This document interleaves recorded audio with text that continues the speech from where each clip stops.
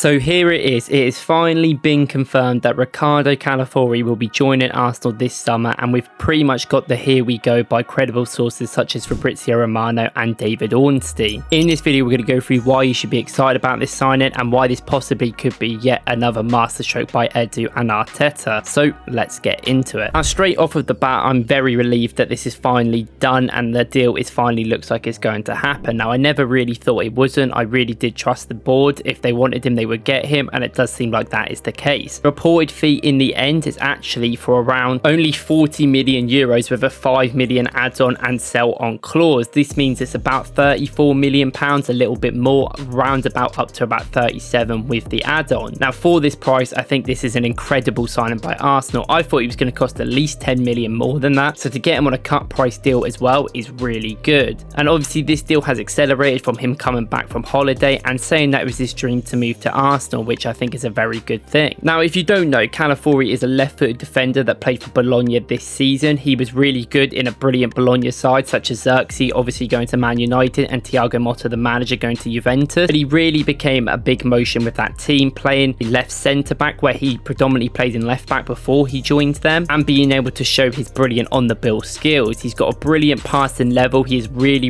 good passer. He's very comfortable on the ball. But even more intriguing probably is the fact that he's really good at running with the ball. When he was a left back, he was very much a left back that would like to go forward and go to the byline, and he really does put that into his defending. He's got that defensive level about him, but he's also very good at running forward with the ball and putting it through for other players. Progressive stats are really good, and I think this is something I love from defenders, being able to step up into pressure and give your team a little bit more adaptation. Now, if you want to see a complete tactical video of how he will fit into Arsenal, I did another video, so go and watch that. But ultimately, it is a brilliant sign. And overall, Calafiori is a very confident player, which I think can only help the club and make us progress even further. For the cheap deal that we got him for, and around 35 million pounds, you have to consider that as a cheap deal for how good and young he is, sitting at 22 years old. And an example of the confidence that he has and when it is really important with his technical ability is that goal that Italy scored at the end of the Euro 2024 group stage. He needed a goal to secure and make sure that they definitely got into the next round, and he literally picks up the ball and just runs at the other team from defense. He runs past a couple of players, does a 1-2, and then ends up passing it over to get the assist in the last minute. That initiative by a defender I think is very unique, and to be able to take the game by the scruff of the neck at the age of 22 as a defender is very much a very exciting thing that you don't see very often. Now, left-footed defenders are also a hot commodity around Europe. When we got Gabriel for 23 million pounds, it was seen as a coup because left-footed defenders aren't easy to sign, and you have to end up spending around 50 to 60 mil just to get like an average one, because they're just not as common as a right-footed defender. Now, there's been a lot of comments as well about where does he fit in with the team, and I actually think people are not looking at this transfer right, because I think this does move the needle quite a lot for Arsenal. This gives us yet another physical defender that we can not only rotate and put in within the squad, but it just gives us even more comfortable options than we had last season. Obviously, last season we had a lot of injuries to our fullbacks. Timber was injured, Zinchenko was injured at times, and Tomiyasu also was not there. This meant we actually had to play Kivior in that left back spot, and we all learned that he couldn't invert, which costed us in that Fulham famous loss. In the end, it worked because we put Ben White as to be the inverting player and come into the middle and help bring the ball up with Odegaard, but it weren't a role we really wanted White to do at the start, and I think moving Kivior into that back three kind of put even more pressure on our attacking line, especially meaning that we created most of our chances down the right side, in which we did. This helped the progression on the left side, meant even more people didn't get the ball, and it wasn't all just about the midfield problems that we have down that side as well. And it is factual that I think now we have 5 starting defensive formations or players that we can play, and this is not even considering some players that could definitely come in. We could obviously play a potential system that we did last year with even Kivior or Tomiyasu in that left back role, or even maybe Zinchenko, but we could also have Timber or Calafiori come into that left back role. You can even see Ben White or Tomiyasu or Timber on the right side, and could potentially even see Timber or Riccardo Calafiori in centre back, which we actually saw Timber playing centre back for a friendly today, and I think it could be something we try in the future to sort of dilate the minutes that Saliba and Gabriel had to play last year, nearly having to play all the time. I also think having the freedom of having another player who's definitely left-footed, who can now invert on the left side, while also having Timber or Ben White, who can also invert on the right side, and obviously having Zinchenko can also invert, but he can't really do that defending to the same level, is a brilliant thing to have. Having these great on the ball players and these comfortable defenders is going to make the team better. Now, I think Timber would always have done that job brilliantly, and I think he's a brilliant footballer, but as a right back is definitely more his role. He is right footed, even though he definitely isn't that bad on his left foot. Having a left footer there I definitely think makes it a little bit more comfortable, and now we've got so many defenders, as you can see, that can actually just play in the games and in the teams. Different teams against different opponents, you can switch it up, and we can get more of a system like Man City have, having all these strong defenders come in, and that's what they are. They're all physical players. Riccardo Calafiori at 6'2" is a strong player, which also